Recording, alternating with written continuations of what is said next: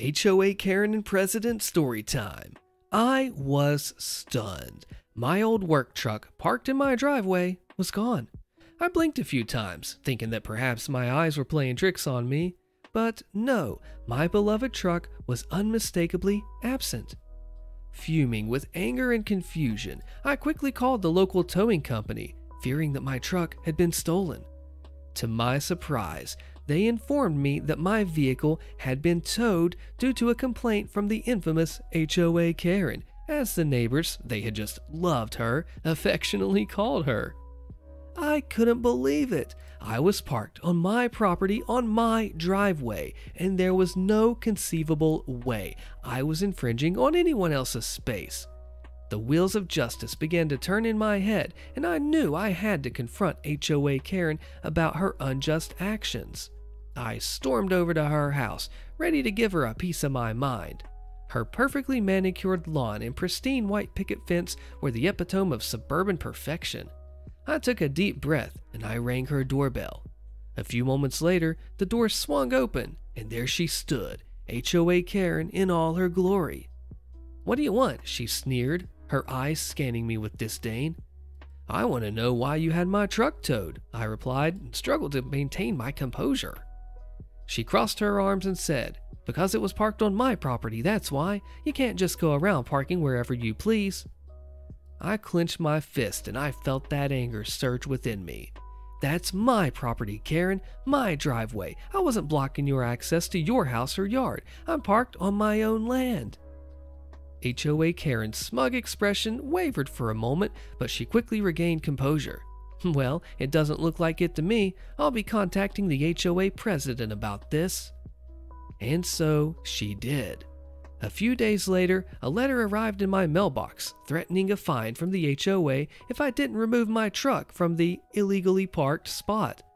I knew I had to fight this injustice, so I contacted my lawyer and we started preparing a case to prove my ownership of the parking spot. But HOA Karen wasn't done. She spread lies about me, claiming I was a troublemaker who didn't respect the rules of the neighborhood. The HOA president, who hadn't met me yet, was inclined to believe her and sent me a notice demanding I pay a fine. What? I was ticked. I decided it was time to take this battle to the next level, so I just sued the HOA for their false accusations and harassment. It wasn't long before the case reached the courtroom, where my lawyer presented the evidence of my property lines and the rightful parking space. The truth was on my side, not hers. The courtroom drama seemed to drag on forever, but in the end, justice prevailed. The judge ruled in my favor, and HOA Karen's lies were exposed. It turned out that she'd been exaggerating the issue for her own twisted pleasure, using me as a scapegoat to create chaos in the community. When the HOA president discovered the truth, he was shocked and disgusted at the HOA Karen's deceit. He decided to fine her for her false allegations, causing her to be slapped with a hefty penalty. She had to pay up from the lawsuit damages and the fines. Unable to bear the shame and financial burden, HOA Karen decided to sell her house and move out of the neighborhood. It was a bittersweet victory for me, but at least the nightmare of HOA Karen's reign of terror was over. As I stood in my driveway, watching her moving truck pull away for the last time, I couldn't help but feel a sense of relief. The neighborhood had been rid of HOA Karen, and I could finally park my truck in peace on my own property, as I had always should have been able to do. Woohoo! Have you ever dealt with an HOA Karen? Let me know. You want the house? Okay, good luck at the renovation. Posted by Throwaway 1914-07. This happened in the year 2015. This is the long story short of the already long story. My grandmother on my father's side died in 2007, bless her soul. She owned a house and a lot of bungalow type stuff near the sea. Now, this house wasn't paid in full, and there's still a remaining balance of about $5,200 in US dollars, which this is already big money for us. Because my father is the only son, his older sisters agreed that he should get the house. There was no will, but he should pay the remaining balance. We lived there and we renovated the house. Well, my father did almost 75% of the work.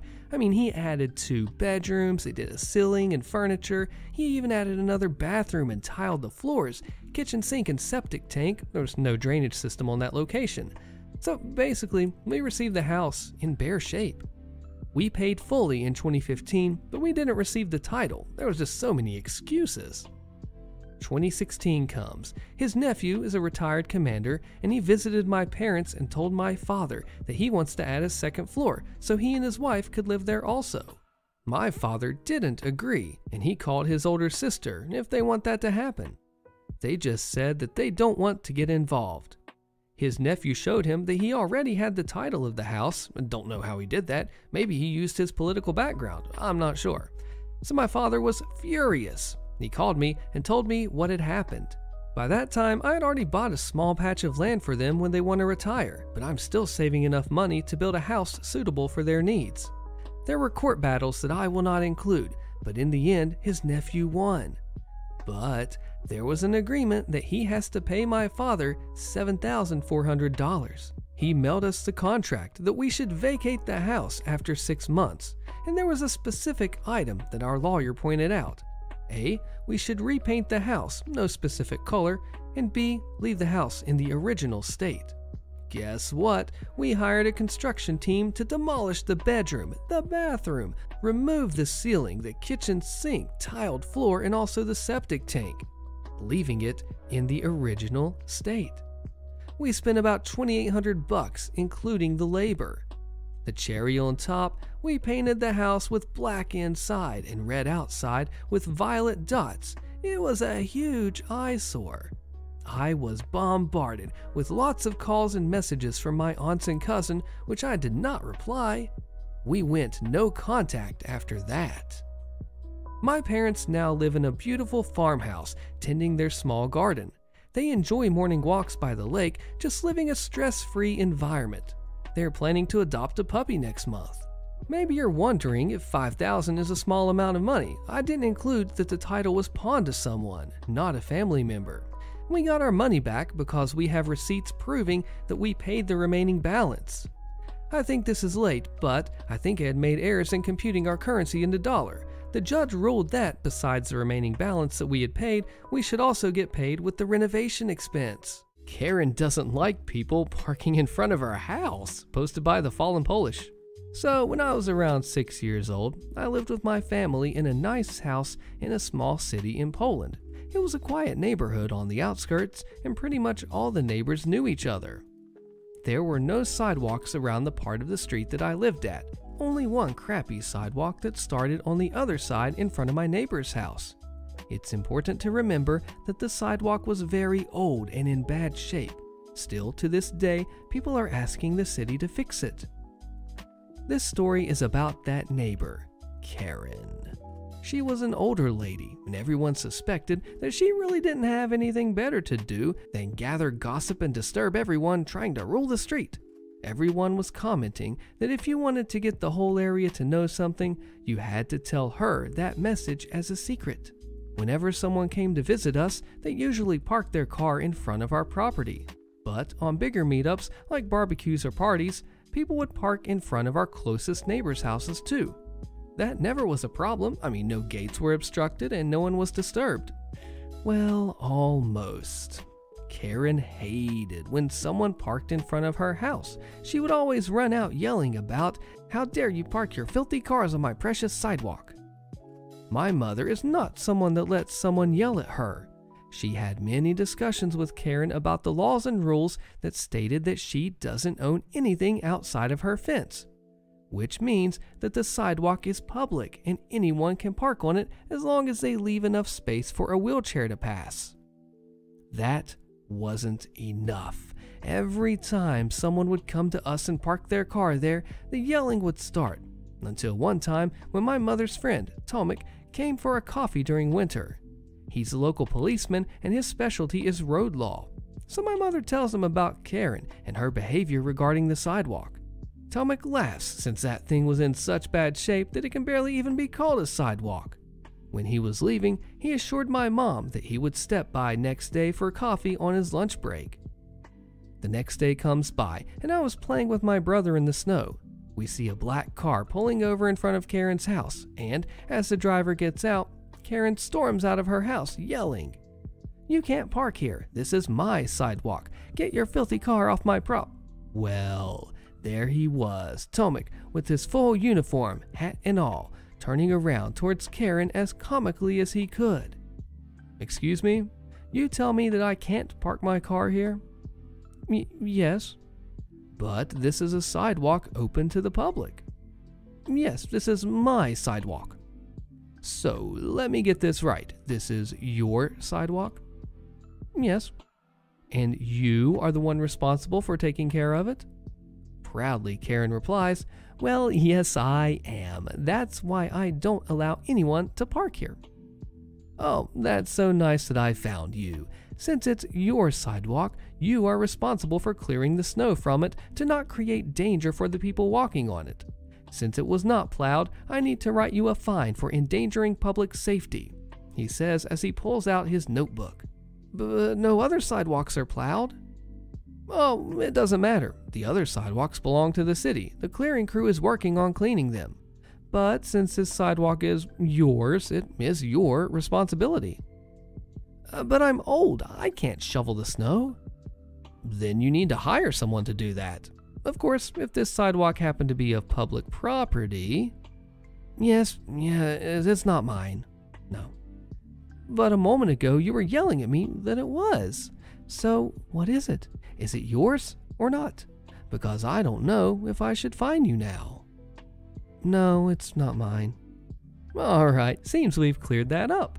Now, if you ever harass anyone like you did with me, it could result in a fine. So, I recommend you watching out on what you claim to be yours."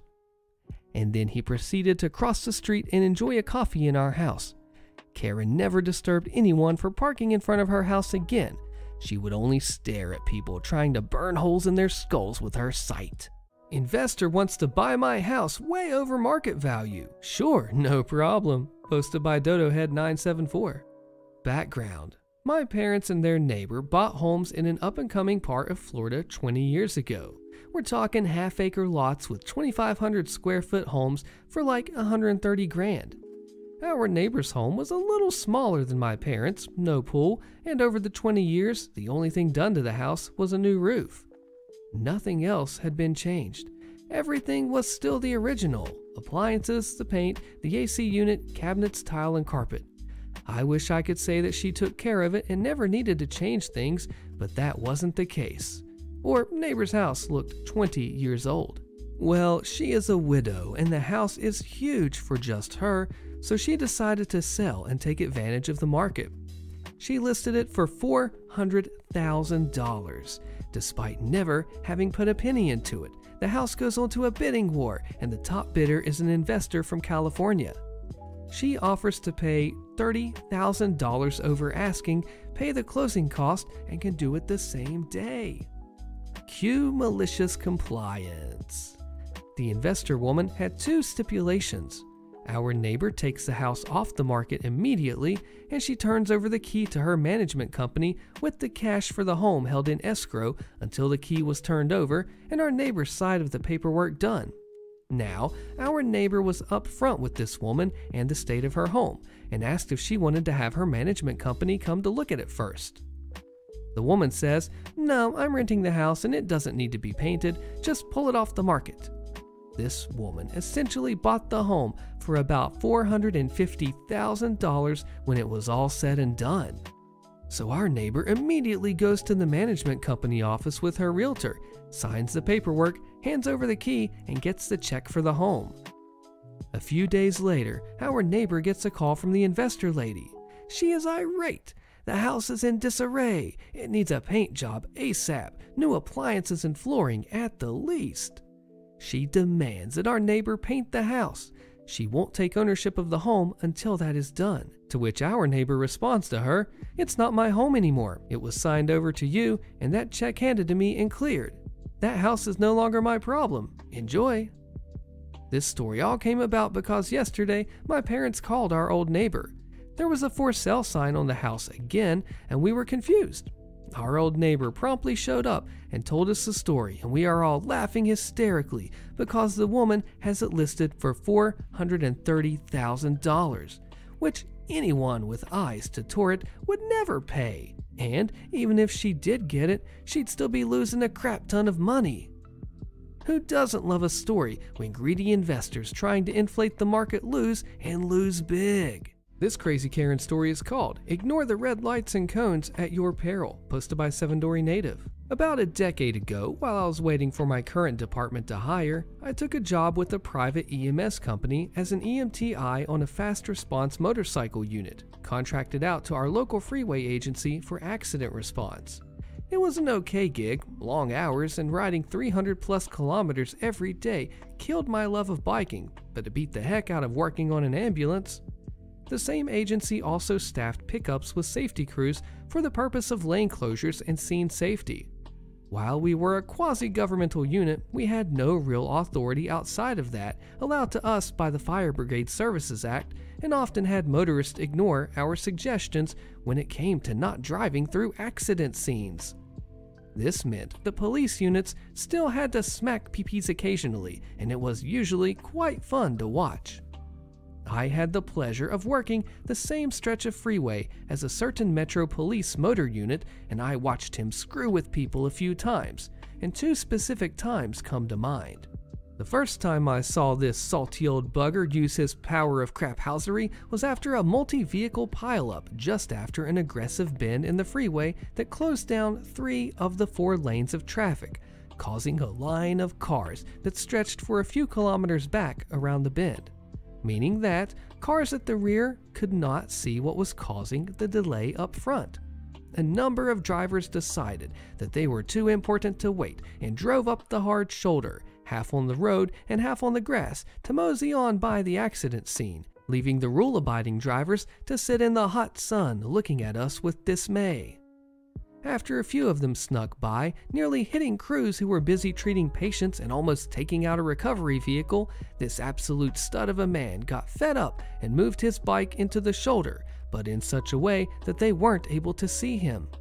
Every car he stopped got told to park up and wait while he waited for his next victim. After he collected about a gaggle of 20 of them, he slowly made his way up the line, ticket book in hand, to have an unhurried chat with each driver individually.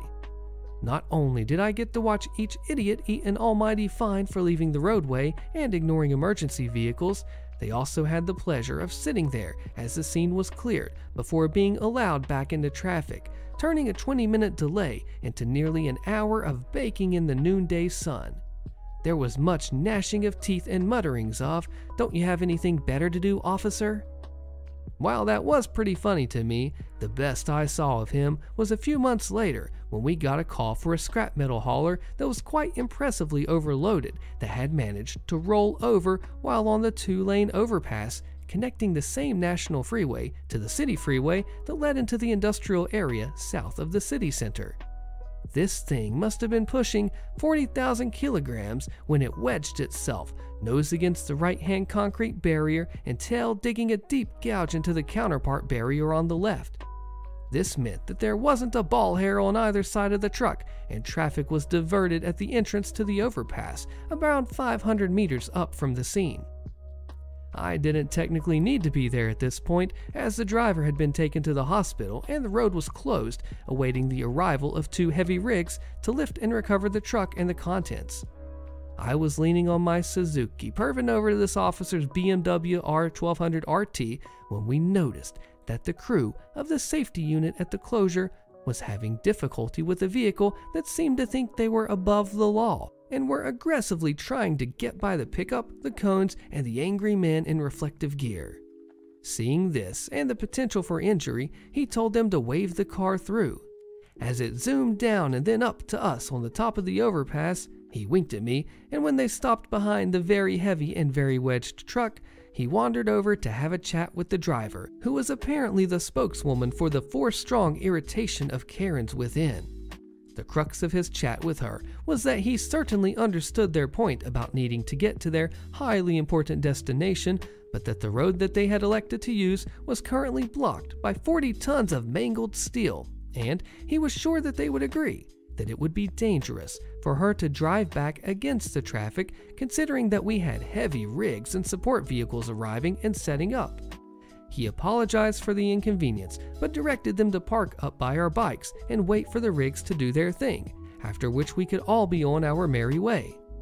It took about an hour to get the road clear, after which they most definitely weren't making eye contact and appeared like beaten dogs as he finally wished them safe travels on their way. Sued the HOA. They towed my truck twice off my property with updates. Click the video on your screen so you find the final fallout of this one, and I'll see you there.